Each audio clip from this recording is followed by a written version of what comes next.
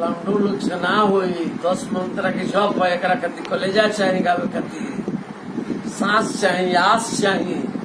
तब ई सबसे ना हुई एकरा के गावे वाला बाढ़ है हमारे सारण जिला में बाढ़ है मनोज शर्मा को यहाँ बड़ा बढ़िया एकरा पहले आस बा गला में जेकरा पहले आस बा उहे गाई सबसे ना बड़ा में आस के जरूरत बा पूर के 4 बजे गाने चला रंजीत बाबू सुनी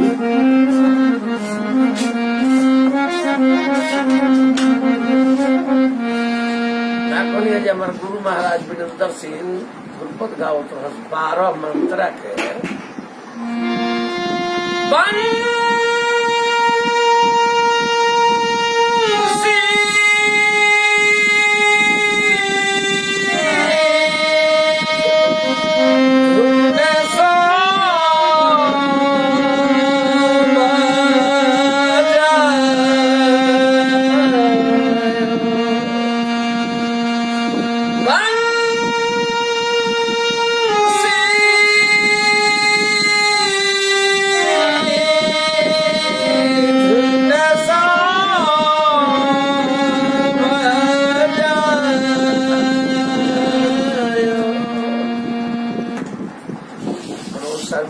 शर्मा